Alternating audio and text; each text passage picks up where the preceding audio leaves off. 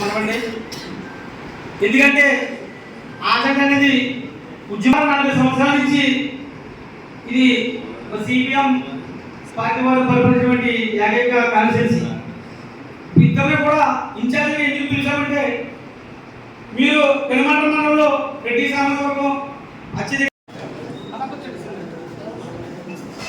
ప్రభుత్వ మెడికల్ కాలేజీని ప్రైవేట్ పర్ణాన్ని చేయడం నిరసిస్తూ కూటమి అవలంబిస్తున్న ప్రభుత్వ వ్యతిరేక విధానాలను ఖండిస్తూ యువ ముఖ్యమంత్రి జగన్మోహన్ రెడ్డి గారి పిలుపు మేరకు కోటి సంతకాల సేకరణ నియోజకవర్గంలో ప్రతి గ్రామంలో సుమారు 500 మంది, నియోజకవర్గంలో 50,000 మందితో మరి సంతకాలు సేకరించి దీన్ని రాష్ట్ర వ్యాప్తంగా 5 లక్షల మంది, 1 కోటి మంది సంతకాలు తీసుకెళ్లి రాష్ట్ర గవర్నర్కి అందించడంలో భాగంగా పోస్ట్ ఆఫీస్గా చేయడం జరుగుతుంది.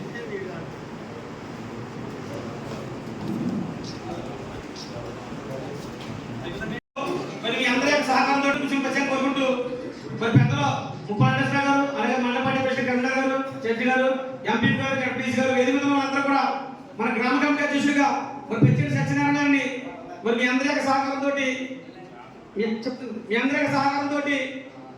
ప్రకటిస్తూ మీ అందరి యొక్క కర్తవ్యాలతో మీ మనసు పెట్టడం నుంచి ప్రత్యేకంగా కోరుకుంటున్నాం. అందరూ చెప్పండి.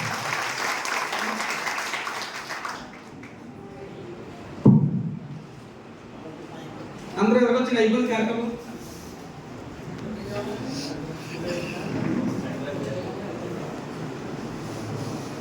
ముందు నాగేశ్వర కార్యవర్గం చెప్తాం. అలాగే ముఖ్య కార్యవర్గం, అలాగే మరి ఒక పార్టీకి నాయకుడు ఎంత ముఖ్యమో అందరూ తెలుసుకోవడం. ఈయన కూడా చదువు ఉండడానికి ఒక కార్యవర్గం కూడా ఏర్పాటు చేయడం జరిగింది. కార్యవర్గంతో పాటు అనుబంధ విభాగాలు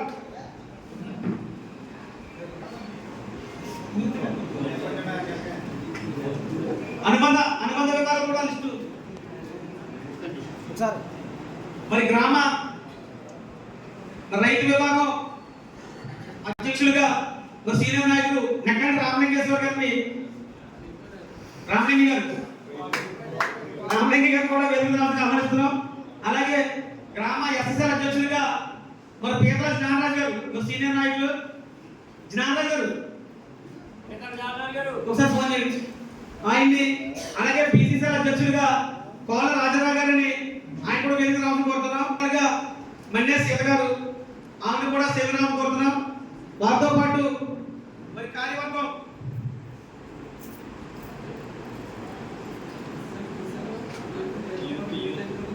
యూత్ అధ్యక్షులు పేరు చెప్తుంది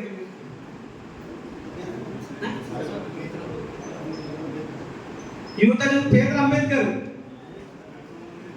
అన్నారనే.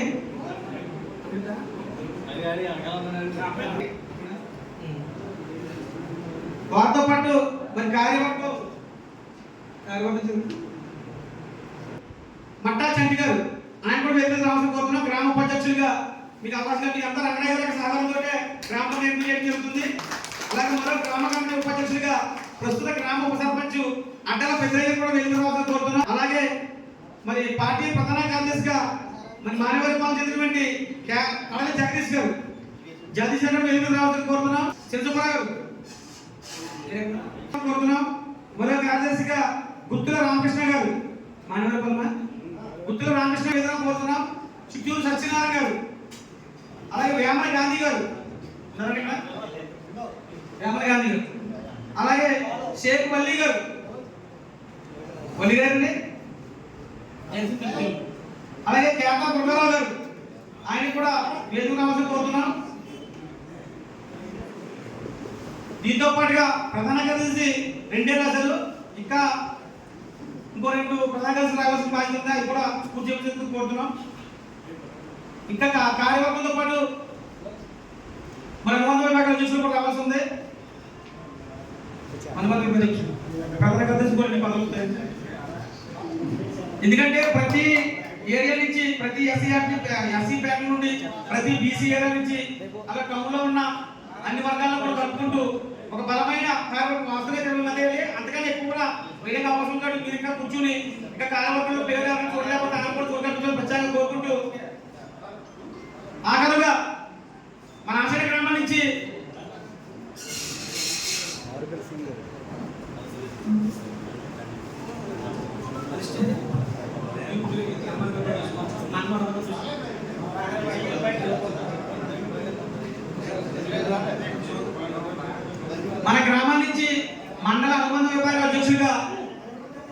మన జగన్మోహన్ రెడ్డి గారికి సిఫార్సు చేసినటువంటి పేర్లు కూడా ప్రకటన జరుగుతుందండి.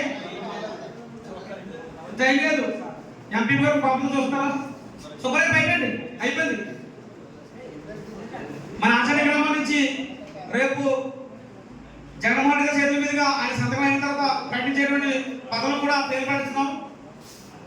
మరి ఆచరణ గ్రామంలో బీసీసీఎల్ మండల అధ్యక్షులు ఆచరణ మండలి నుంచి బీసీఎల్ మండల అధ్యక్షులుగా మరి కేంద్ర తాతారావు గారు ఆయన స్టేజ్ మీద రావాలని ఆహ్వానిస్తున్నారు. అందరూ చట్టపరమైన నుంచి కూడా మరి వైఎస్ఆర్ కాంగ్రెస్ జెండా మొత్తమంటి తమ్ముడు ఎస్ఎల్ అధ్యక్షులు చంద్రబాబు ఆనందం ఆయన కూడా వేదిక రావాలని కోరుతున్నాం.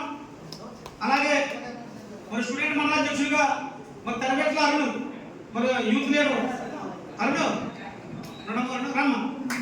అలాగే వికలేశ్వరు మండల అధ్యక్షులుగా మెండే శ్రీ గారు కౌజు పవన్ తాతారావు గారు ఆనంద్ గారు అరుణ్ మెండే శ్రీ గారు దొడ్డి వెంకటరావు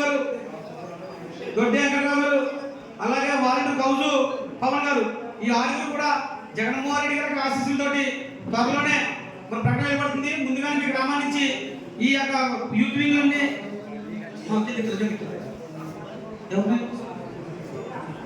తాతారావు గారు యూత్ మిత్రులు వచ్చి ముఖ్యంగా వచ్చింది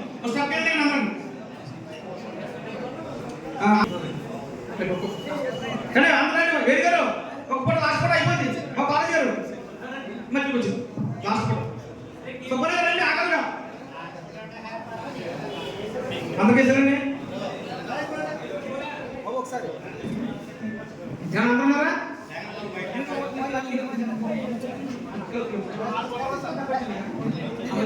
మండలంలో పాపసాములు కూడా కొంచెం బలపడుకునేవారు.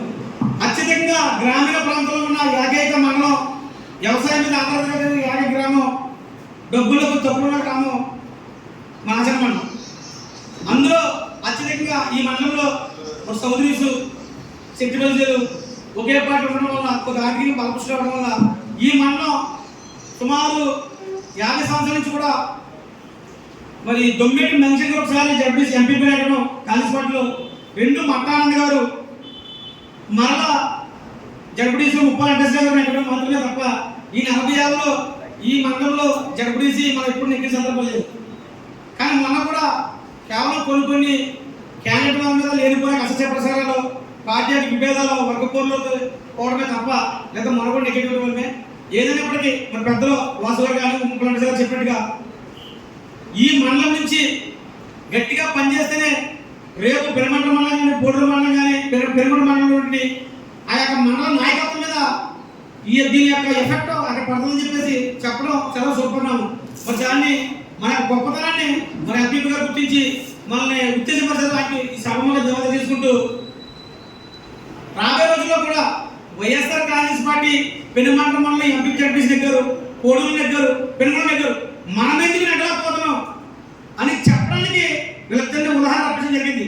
జరగబోయే స్థానిక ఎన్నికల్లో జడ్పీటీసీ ఎంపీ అధికారం ఉన్నామా లేమని పక్కన పెడితే రెండూ కూడా రంగరాజు కాల్చుకోవడానికి ఎప్పటి నుంచే మరి కత్తి కట్టిన సైనికుల్లో యుద్ధాన్ని సిద్ధపడిన సైనికుల్లో ప్రతి ఒక్కరు పనిచేస్తే తప్పకుండా వీళ్ళిద్దరికీ మన ఆలోచన మండలం మందోదం చేసిన ప్రత్యేకంగా తెలియజేసుకుంటూ రాబోయే రోజుల్లో వైఎస్ఆర్ కాంగ్రెస్ పార్టీ బలోపేతమైన లక్ష్యంగా శ్రీకుమార శ్రీరాజరావు గారి ఆధ్వర్యంలో గ్రామాన గ్రామంలో ప్రజలకు ఉన్న సమస్యలను గుర్తించి ప్రజాక్షేత్రంలో ప్రజల పక్షాన పోరాటం చేయడానికి గ్రామ కమిటీ అధ్యక్షులు ఎవరైతే ఉన్నారో వాళ్ళందరినీ గుర్తుపరిచిన రంగరాజు ఇక్కడ అప్పగించడం జరిగింది.